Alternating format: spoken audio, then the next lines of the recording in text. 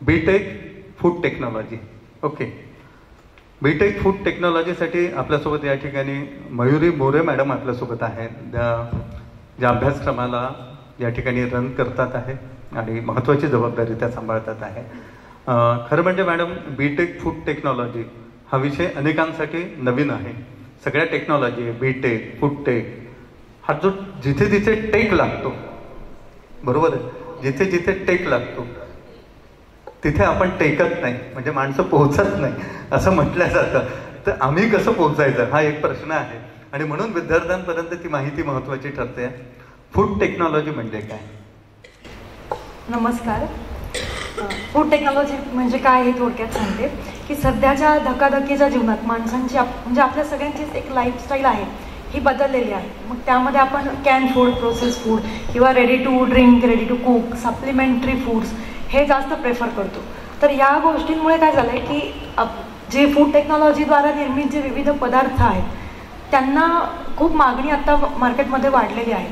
तर त्यामुळे food technology सगळ्यांना असं वाटतं की हा कुठला तरी कुकिंगचा कोर्स आहे की जिथे काहीतरी ब्रेड, बेकरी वगैरे प्रोडक्ट बनवायला शिकवतात. तर अर्थातच असं काही नाही आहे. टेक्नॉलॉजी आहे म्हणजे ऑफकोर्स फूड टेक्नॉलॉजी हा एक सायन्स, इंजिनिअरिंग आणि टेक्नॉलॉजी ह्याचं एक कॉम्बिनेशन असलेला एक हायर लेवलचा बीटेकचा कोर्स आहे. हा 4 वर्षांचा डिग्री कोर्स आहे ज्याच्यामध्ये 6 सेमिस्टर आपले थेअरी प्रॅक्टिकलचं नॉलेज असतं आणि शेवटची 7वी एक सेमिस्टर असते त्याच्यामध्ये आपण एक प्रोजेक्ट रिसर्च वर्क करत असतो आणि 8व्या सेमिस्टरला मुलांना इनप्लांट ट्रेनिंग असतं. तर अशी 4 वर्षांची bachelor of food technology he degree आहे.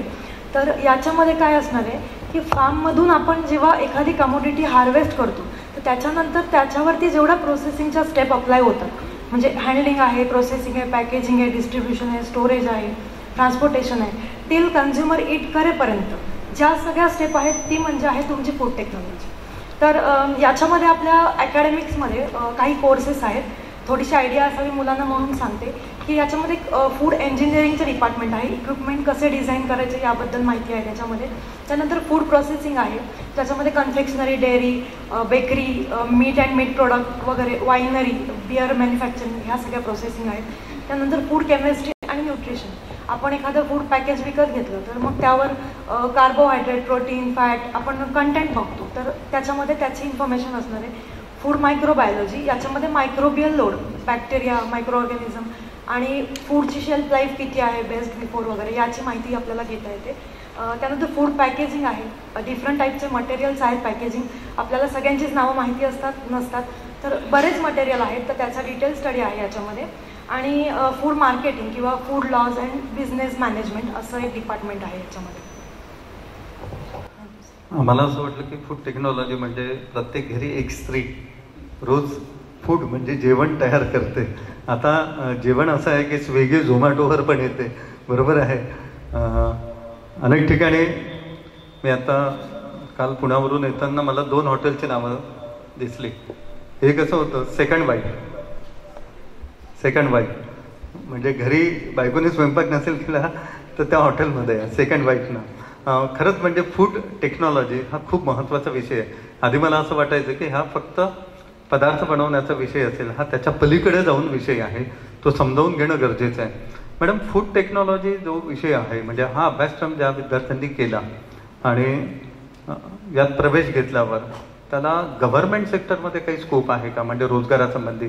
आणि त्यासोबतच गव्हर्नमेंटमध्ये जर नसेल, म्हणजे आता तिथे जागाच उरलेल्या नाही, तिथे नसेल तर मग प्रायव्हेट सेक्टरमध्ये काय स्कोप आहे? तर फूड टेक्नॉलॉजिस्ट ही अशी एक स्पेशल पोस्ट आहे प्रायव्हेटमध्ये बघितली तर एखाद्या प्रायव्हेट फूड इंडस्ट्रीमध्ये प्रोडक्शन, ऑपरेशन किंवा क्वालिटी मॅनेजर किंवा क्वालिटी अश्युरन्स डिपार्टमेंटला तुम्ही ॲज अ प्रोडक्शन मॅनेजर म्हणून जॉब करू शकता. किंवा R&D म्हणजे इंडस्ट्रीमध्ये जे रिसर्च अँड डेव्हलपमेंट हे एक डिपार्टमेंट असतं, तर तिथे तुम्ही फूड सेफ्टी ऑडिटर किंवा रिसर्च अँड डेव्हलपमेंटमध्ये जॉब करू शकता. किंवा बिझनेस डेव्हलपमेंट किंवा मार्केटिंग अनालिसिसमध्ये पण वर्क करू शकता. Procurement and food supply chain management ही एक डिपार्टमेंट आहे, तिथे करू शकता. काही कॉर्पोरेट कंपनीज आहेत ज्या फूड मॅन्युफॅक्चरिंग कंपनीज आहेत, तिथे तुम्ही करू शकता. म्हणजे आपण इंडस्ट्रीच्या मागे बघतो प्रायव्हेट लिमिटेड किंवा इंटरनॅशनल वगैरे, तर त्याप्रमाणे. किंवा फूड रिसर्च लॅबोरेटरीज आहेत आपल्या मुंबई, पुण्यामध्ये पण बऱ्याच आहेत, तर तिथे वर्क करू शकता. किंवा food quality and certification organisation आहेत, तिथेही आहेत जॉबच्या वेकेन्सीज. त्यानंतर फूड पॅकेजिंगच्या कंपनीज आहेत जिथे पॅकेजिंगचं मटेरियल बनवलं जातं, तर तिथे आहेत. फूड मशिनरी आणि इन्स्ट्रुमेंट मॅन्युफॅक्चरिंग कंपनीज, कारण टेक्नॉलॉजी आहे आपल्याकडे, फूड इंजिनिअरिंगचा कोर्स आहे, त्यामुळे जे रेफ्रिजरेशन आहे किंवा बाकी कन्व्हेअर बेल्ट वगैरे याचं पण नॉलेज त्याच्यामध्ये असतं, तर त्या इंडस्ट्रीज आहेत. काही फ्लेवर हाऊस किंवा ॲग्रिकल्चरल कमोडिटी एक्सपोर्ट व्हेंचर्स किंवा food wholesaler, food supply chain manager वगैरे या पोस्टमध्ये तुम्ही जॉब करू शकता.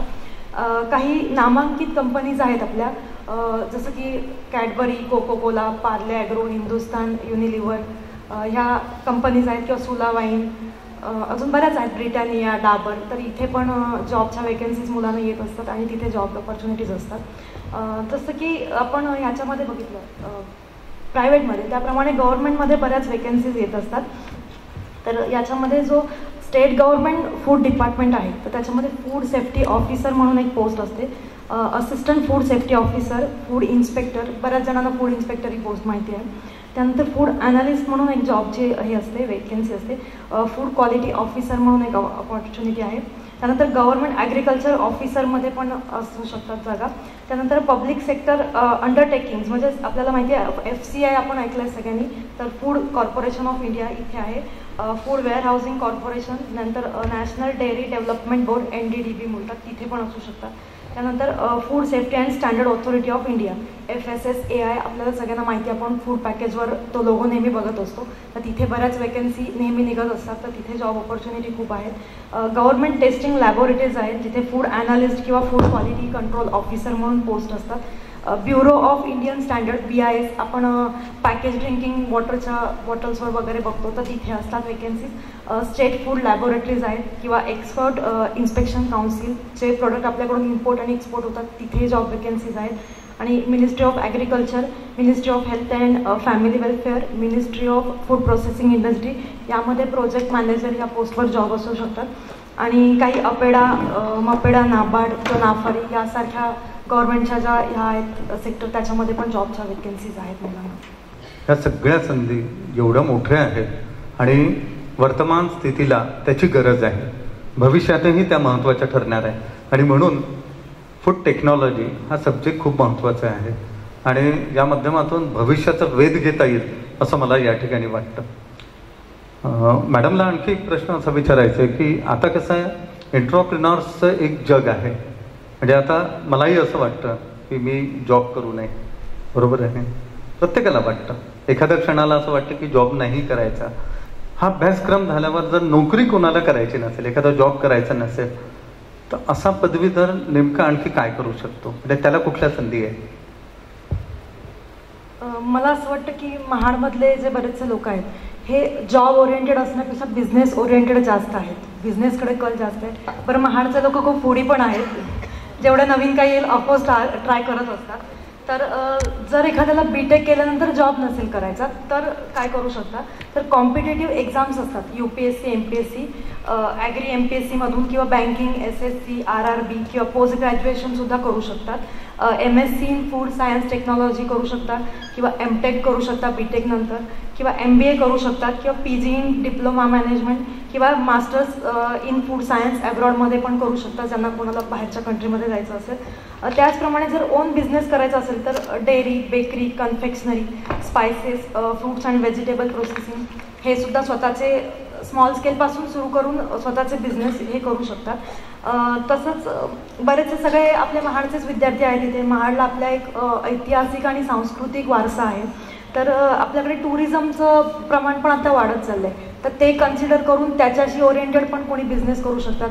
म्हणजे अगदी आपण बाहेर गेलो तर पाण्याची बॉटलसुद्धा आपण विकत घेतो, तर बारीक सारी गोष्टींचा विचार करून त्याच्या दृष्टीने विद्यार्थी जाऊ शकतात. आणि काही डाएट कन्सल्टंट म्हणून, कारण आजकालच्या याच्यामध्ये जर विचार केला तर बरेच जण हेल्थ कॉन्शियस आहेत, त्यामुळे आपला डाएट प्रॉपर असावा, फिटनेस असावा, तर ॲज अ डाएट कन्सल्टंट म्हणून पण स्वतःचा बिझनेस करू शकतो. आणि म्हणून हा अभ्यासक्रम महत्त्वाचा ठरतो. आणि जिथे टेक्नॉलॉजी आहे तिथे सगळ्यात महत्त्वाची गरज आहे. म्हणजे मॅडमला सांगू इच्छितो की नागपूर जिल्हा परिषदेला CEO आहेत, नवीन आले, विनायक महामुने. ॲक्च्युली त्यांचा प्रवास पाहिला, ते लातूरचे आहे प्रॉपर, त्यांचे आईवडील दोघेही शिक्षक आहेत आणि पेट्रोकेमिकल इंजिनियर आहे. IBM US ला नोकरीला होते, म्हणजे डॉलरमध्ये पगार मिळत होता. आणि त्या माणसाला अचानक वाटलं की आपण IAS व्हावं. 5 वर्ष प्रिपरेशन केलं आणि तो माणूस IAS झाला. म्हणजे या सगळ्या क्षेत्रासोबतच कॉम्पिटेटिव्ह एक्झाम आपल्याला खुणावतात आहे. आणि तुम्ही graduation, after graduation any competitive एक्झाममध्ये जाऊ शकता, स्पर्धात्मक परीक्षांसाठी जाऊ शकता. ही फार मोठी संधी आहे असं म्हटलं चुकीचं ठरणार नाही. आणि मॅडम तुमचे आभार. आणि तुम्ही एवढ्या मोठ्या संधी महाडकरांना उपलब्ध करून दिल्या त्याबद्दल आभार मानतोय.